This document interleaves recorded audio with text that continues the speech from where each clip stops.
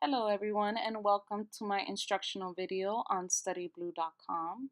StudyBlue.com is a website that allows students and or teachers to create flashcard sets and upload class notes in order to be shared with the entire classroom. In other words, a student and or teacher can create a set of flashcards, and this allows everyone in the class to study the same set of flashcards. Now, to get started, the first thing that we're going to do is we are going to log in, and either you can create your own account with StudyBlue or you can log in with your Google account. I am going to log in with my Google account, and what's going to happen is that it's going to lead me to my StudyBlue profile. When it uploads, you will see that not much is on my StudyBlue profile because I have not joined a class yet. Before you join a class, make sure you go to your profile by going towards the top right corner and clicking on profile, and make sure that you have entered your high school or college. Now I'm pretending to be a high school student, so I entered the school Panorama High School. And then on the bottom you'll see the user type. It'll say student, teacher, or non-student. Now, if you're a teacher, don't worry about it. The student and the teacher layouts are the same. The only difference is that if you put it down as teacher, it will let the rest of the class know that you're the teacher. That's basically the only difference. But right now, I'm just going to pretend that I'm a student. All right, now what I can do is join a class after I have added my high school. To join a class, now I already have chemistry on there, but let's say I also want to add biology. So I'm going to add biology, and I realize that 2 other students have already created the class, so I'm going to join this class, and it's going to ask me who teaches it. I highly doubt John Cena teaches this one, so I'm going to choose Sharon Eden, and I'm going to join this class. And biology has successfully been added, and so now I could divide my classroom materials between classes. I could either divide it between biology or chemistry.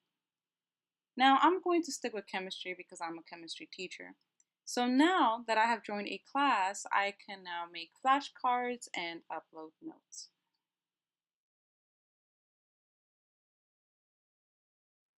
Now to make your own flashcards, what we're going to do, let's say I want to make flashcards for chemistry. I'm going to make sure that I'm in my chemistry class, and I am going to make flashcards by clicking on the button Make Cards. And what's going to happen is that it's going to lead me to a layout that allows me to create flashcards. Now I can title these flashcards by putting maybe Atomic Structure Chapter 1 and make sure that it's located in the chemistry folder and not in the biology folder. Now I'm going to click on save. Now what's going to happen is that it's going to save all the flashcards that I make. Let's say I want to make a flashcard for proton.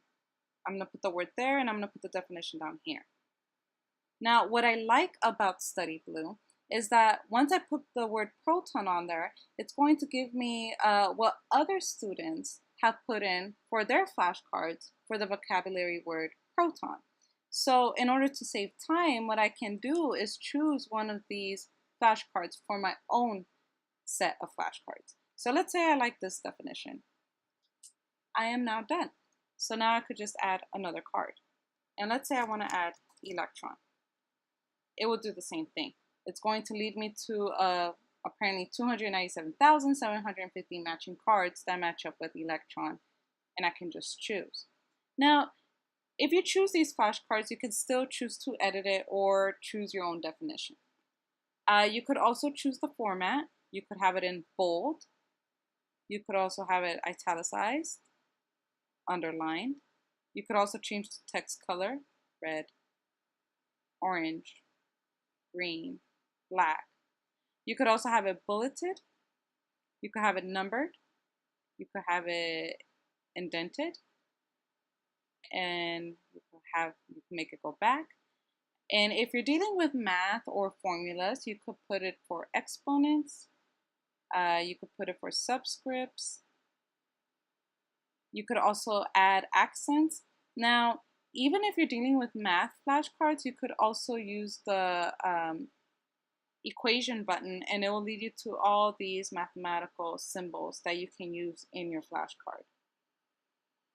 You could also add audio for those students who are auditory learners.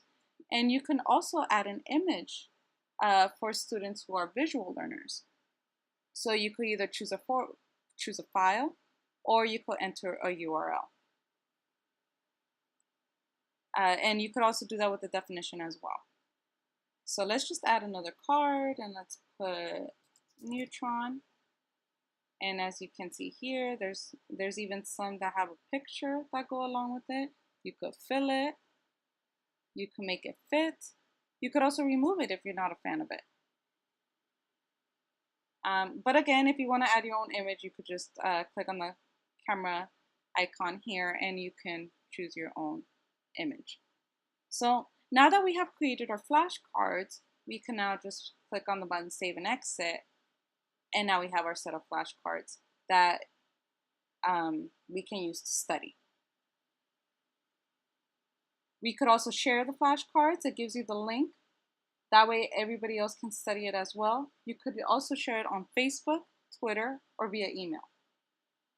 If you notice that you made a mistake on your flashcards, you could also choose to edit them. And it just takes you back to the layout, and you could choose any cards and edit the definitions if you made a mistake. All right, now that we created our set of flashcards, we can now study them. Now that we have created our set of flashcards, we can now study them. So we're gonna click on the Study Now button, and it's going to give me a list of options. Now, if I created more than 20 flashcards, it's going to ask me how many flashcards I want to study. Do I want to study 5 at a time, 10 at a time, 20 at a time, or everything? It's also going to ask me what order. Do I want to study the flashcards in the order that I created them? Do you want to randomize it? You could also choose from the least studied flashcards or from hardest to easiest.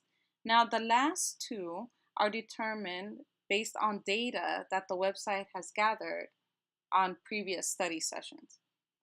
It's also going to ask you which side. You could choose the front side, and that's when they give you the word and you have to guess the definition. Or it's going to ask you the back side first, where it gives you the definition and you have to guess the word. So I'm going to choose everything. I'm going to randomize it, and I'm going to choose the front side first. I'm going to choose Study Now.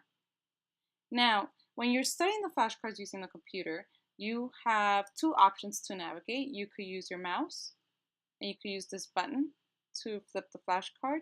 You can also click on the thumbs up button if you got the flashcard correct. You could also click on the on the thumbs down button if you got it wrong. You could also use the keyboard, and it has the display right here. You could choose the space bar to flip the flashcard. If you got the flashcard correct, you press down on the right arrow. If you got it wrong, you press down on the left arrow. And if you want to skip cards, you can press on the top arrow and the bottom arrow, or the up and down arrow. So let's just pretend we're studying it, and let's say we got them 2 correct and 1 wrong.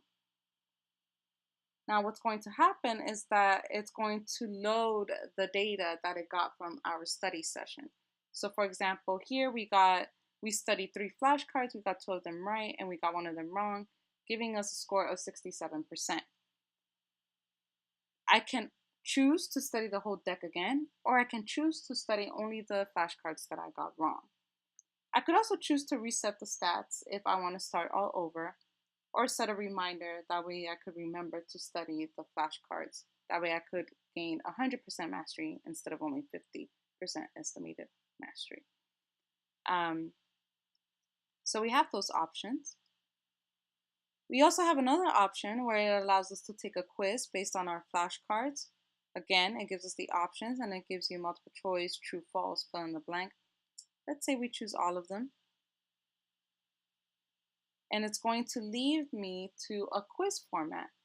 And it's going to ask me true or false questions simply because I only have 3 flashcards. If I had more than 3 flashcards, then it would have more variety.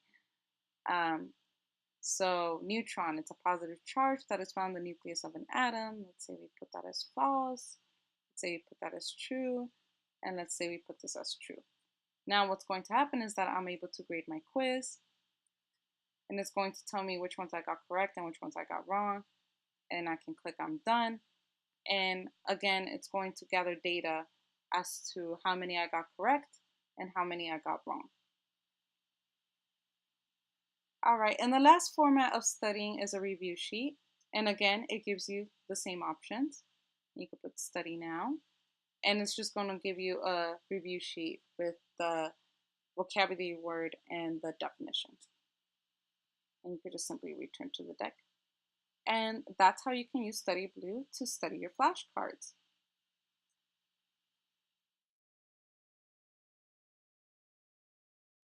All right, now let's navigate through our classes. So we're going to go back to my class, chemistry. Now, I can not only add flashcard sets, I could also upload classroom notes to my classroom. So I'm going to upload notes, and it's going to ask me what location. I could either save it to biology or chemistry.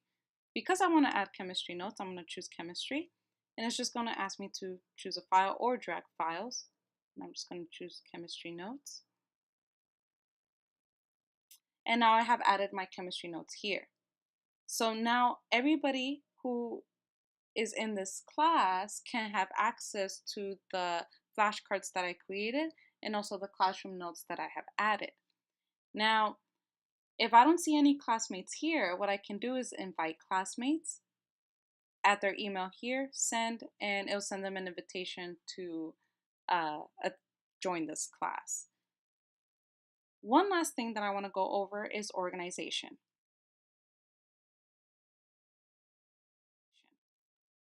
It could easily get disorganized if we're adding a lot of flashcard sets and a lot of classroom notes up here.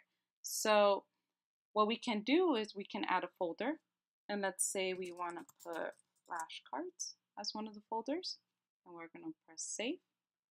Now what's going to happen is that I can now transfer the flashcards into the flashcards folder. And now I could also create a new folder for classroom notes. Press save. And now I can transfer the notes to the classroom notes folder. So now I am more organized with my materials. Again, everybody who has joined this class has access to these flashcards and the classroom notes. And what makes StudyBlue so special is that it also has an app that you can upload on your phone that could also give you easy access to the flashcards and the classroom notes. And you can also study the flashcards on your mobile phone, and you could also access the classroom notes on your mobile phone, which makes studying on the go really, really simple. And that is how you use StudyBlue. And thank you for tuning in to my instructional video. And I hope you have a nice day.